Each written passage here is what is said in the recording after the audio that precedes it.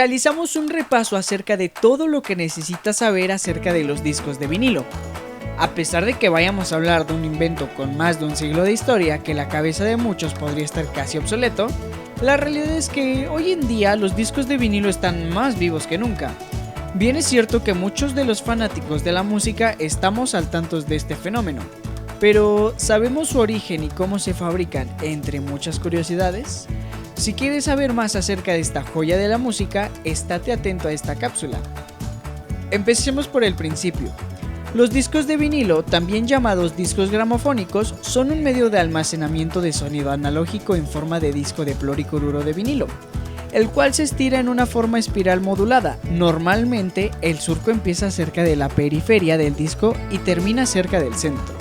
Al existir diferentes tamaños, pueden clasificarse dependiendo de su diámetro, en pulgadas, y su velocidad angular en revoluciones por minuto, RPM. Por lo tanto, dependiendo de la duración del contenido grabado en los discos, existen los discos de los siguientes tamaños: 7, 10, 12 y 16, hoy en día en desuso. También pueden clasificarse dependiendo de la cantidad de material que contienen: sencillos, una sola canción por lado; extended play, 3 a 5 canciones; o long play, más de 5 canciones.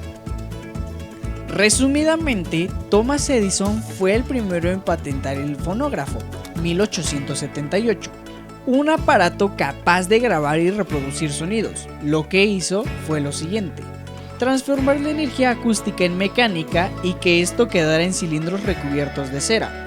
Estos cilindros, al entrar en contacto con una aguja conectada a un amplificador, permitían escuchar los sonidos registrados. Desgraciadamente, eran muy frágiles y solo se podían escuchar una vez. 10 años después, Emily Berliner inventó el gramófono, 1888. En este caso, el registro estaba en un disco que, al entrar en contacto con una aguja, podría ser escuchado repetidamente. Sin embargo, no fue hasta 1948 cuando aparecieron los primeros discos fabricados con vinilo, ya que anteriormente se hacían con materiales de procedencia metálica y otros compuestos, cuya desventaja era la fragilidad y el desgaste, pero gracias al vinilo, esta situación mejoró. El tiempo de grabación pasó de ser de 4 minutos a 45. Sin embargo, con la llegada del disco compacto a comienzos de los años 80, el vinilo comenzó a perder su espacio en el mercado rápidamente, hasta que en los 90 pasó de ser el rey a ser prácticamente invisible. Afortunadamente, en 2010 las ventas superaron a las de los formatos electrónicos. Proceso de fabricación.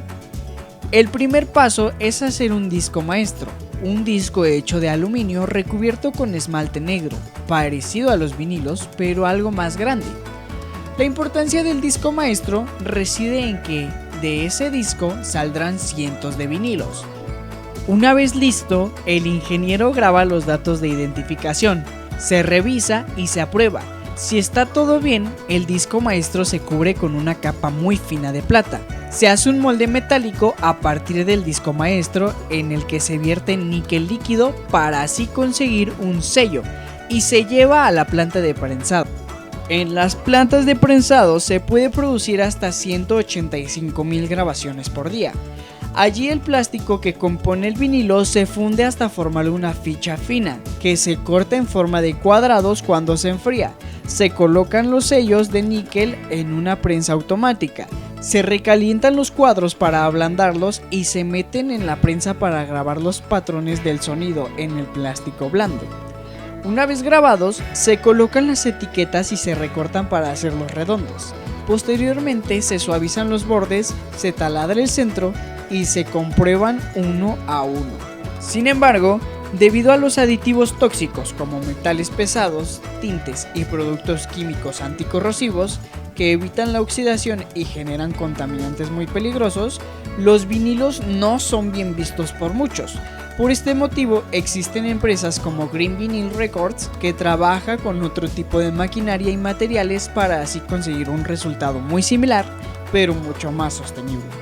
En 1970 comenzaron a aparecer discos con extraños colores, rojo, verde, amarillo, transparente, multicolores, muchas veces bajo la etiqueta de edición limitada para coleccionistas.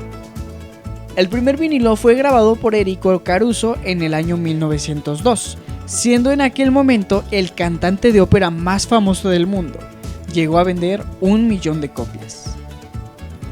En el primer semestre del 2015 se llegaron a vender hasta 9 millones de vinilos. Actualmente, gracias a la tecnología láser, pueden imprimir música sobre casi cualquier superficie, placas de madera, acrílico, papel o hasta cajas de pizza. El género musical con mayor número de vinilos es el rock, seguido muy de cerca por la electrónica.